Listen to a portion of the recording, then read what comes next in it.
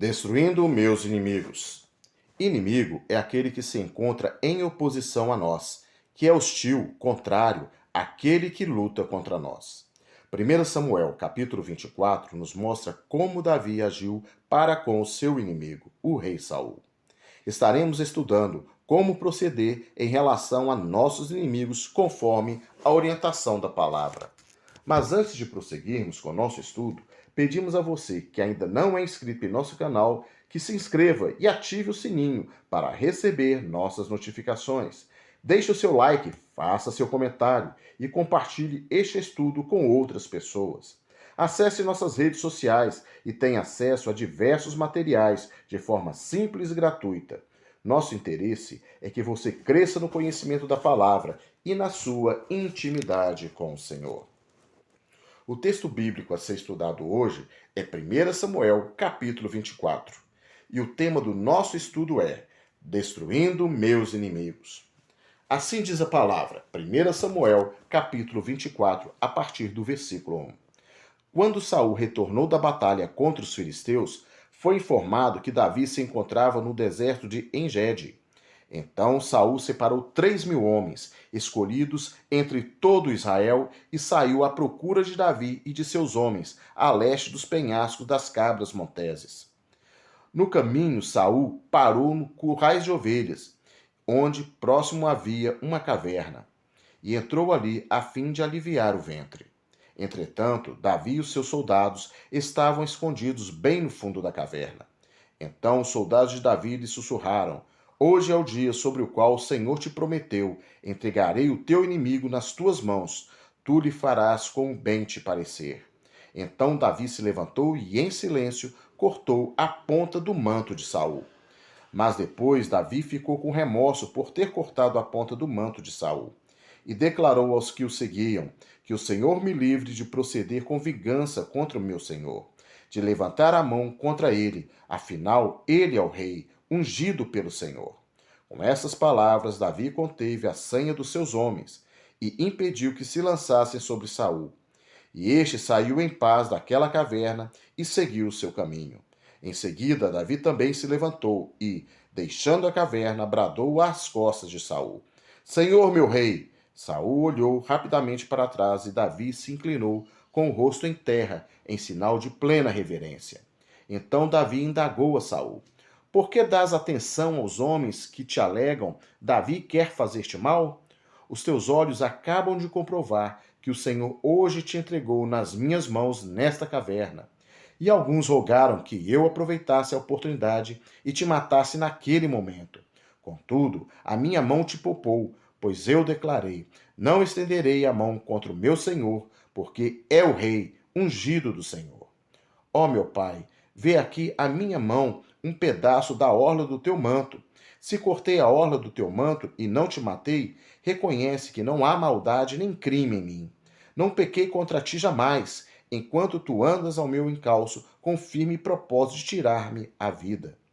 O Senhor, pois, seja juiz entre mim e ti, que o Senhor me vingue de ti, mas a minha mão não se estenderá contra ti. Como diz o velho provérbio popular, dos maldosos sempre procedem atitudes ímpias. Por este motivo, a minha mão não te tocará para ferir-te. Contra quem saiu o rei de Israel e seu exército? A quem está perseguindo tenazmente? A um cachorro morto? A uma pulga? Que o Senhor seja juiz supremo e julgue entre mim e ti, que examine e defenda a minha causa e me faça justiça, livrando-me da tua mão. Terminando Davi de falar a Saul, este lhe respondeu: É mesmo a tua voz, meu filho Davi? E Saul começou a clamar e a chorar. Depois ele confessou a Davi: Tu és de fato mais justo do que eu, porque me tens feito bem e eu tenho constantemente retribuído o mal. Hoje tu me fizeste ver com a clareza a tua generosa bondade, pois o Senhor me entregou totalmente em tuas mãos e preferiste não me matar. Quando um homem encontra o seu inimigo, porventura deixa-o seguir tranquilamente o seu caminho?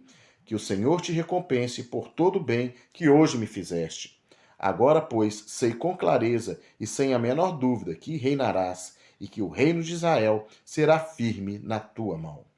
Jura-me, pois, que pelo Senhor, que não exterminarás a minha posteridade, e não farás desaparecer o meu nome e o nome da minha família.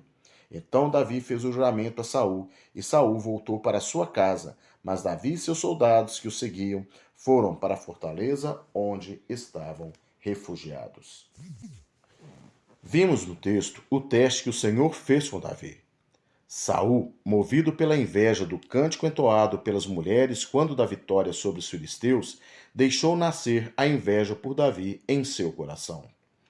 Há um ditado popular que alguns acham que é um versículo, ou o atribui a Martinho Lutero, que diz: não podemos impedir que o passarinho voe sobre a nossa cabeça, mas podemos impedir que ele faça ninho nela. Saul alimentou esse sentimento, a inveja por Davi, e isso se tornou uma bola de neve. A inveja deu lugar ao ódio, e este ódio chegou a um nível extremo de desejar a qualquer custo a morte de Davi. Davi nunca havia se oposto, nunca havia sido hostil a Saul, mas a inveja, o medo e o ódio cegaram Saul. Ele se tornou insano quanto a Davi. Como Saul o prejudicou? Tirou Davi do comando do seu exército, tirou Davi da sua casa, de sua esposa, difamou por todo Israel na tentativa de manchar, destruir sua reputação. Davi tinha motivos para odiá-lo também, não tinha?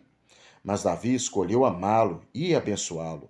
Davi foi ungido rei de Israel por Samuel, mas não ousou reivindicar o trono, pois tinha consciência que o trono estava ocupado por outro ungido antes dele, e que só poderia assumir o trono quando aquele que colocou Saul lá o retirasse, o próprio Deus. A palavra diz em Romanos 12, de 17 a 21, não retribua a ninguém mal por mal. Procurem fazer o que é correto aos olhos de todos. Façam todo o possível para viver em paz com todos. Amados, nunca procura vingar-se, mas deixem com Deus a ira, pois está escrito: minha é a vingança, eu retribuirei, diz o Senhor. Ao contrário, se o teu inimigo tiver fome, dê-lhe de comer, se tiver sede, dê-lhe de beber. Fazendo isso, você amontoará brasas vivas sobre a cabeça dele. Não se deixe vencer pelo mal, mas vença o mal com o bem.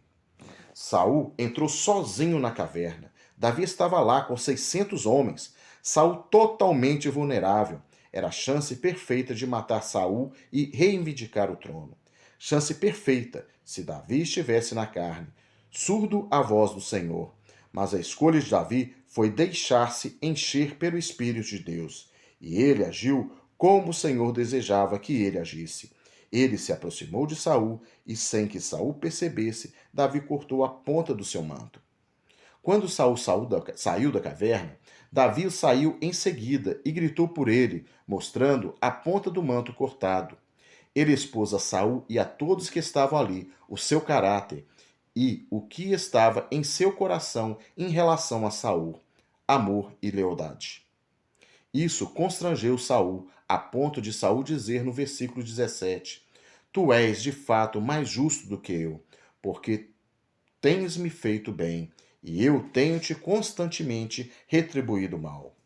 No versículo 20: Agora, pois, sei, pois com certeza e sem a menor dúvida, que reinarás e que o reino de Israel será firme na tua mão. Por ser fiel ao Senhor, agora, ao invés do sangue de Saul em suas mãos, ele tinha o reconhecimento do seu inimigo. Em Lucas, capítulo 6, dos versículos 27 a 36, Jesus nos ensina: Contudo, tenho a declarar a vós, outros, que me estáis ouvindo, amai os vossos inimigos, fazei o bem aos que vos odeiam, abençoai aos que vos amaldiçoam, orai pelos que vos acusam falsamente. Ao que bate numa face, oferece-lhe igualmente a outra.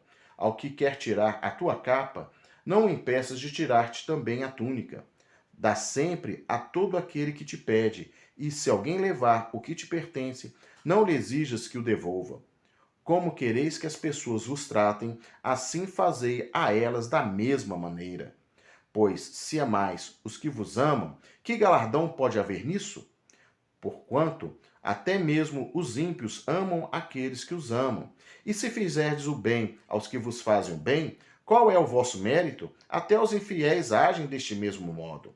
E ainda, se emprestais àqueles a quem esperais receber de volta, qual é a vossa recompensa? Também os incrédulos emprestam aos incrédulos, a fim de receberem seu retorno desejado. Concluindo, amai os vossos inimigos, fazei o bem e emprestai sem esperar por receber de volta. Então, sendo assim, grande será o vosso prêmio, e sereis filhos do Altíssimo, porquanto ele é bondoso até mesmo para com os que são ingratos e ímpios. Sede misericordiosos para com os outros, assim como vosso Pai é misericordioso para convosco. Pode parecer loucura. Sim, é loucura aos olhos do mundo. Se contrapõe aos valores desta terra.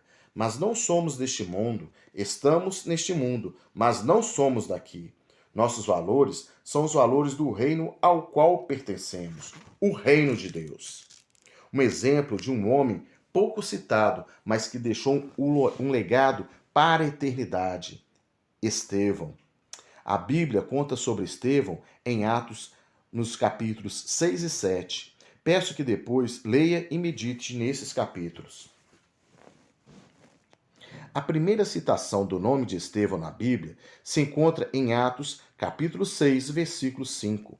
Então escolheram Estevão, homem cheio de fé e do Espírito Santo.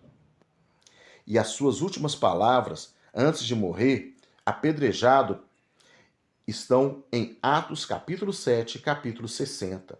Senhor, não lhes atribuas este pecado. Não poderia ser diferente a mentalidade de alguém cheio do Espírito Santo. O seu testemunho foi uma semente lançada no coração de uma testemunha ocular de sua morte, Saulo. Vide Atos, capítulo 7, versículo 38. Saulo, que mais tarde se tornaria outro homem cheio do Espírito Santo, sendo transformada a sua identidade de Saulo para Paulo.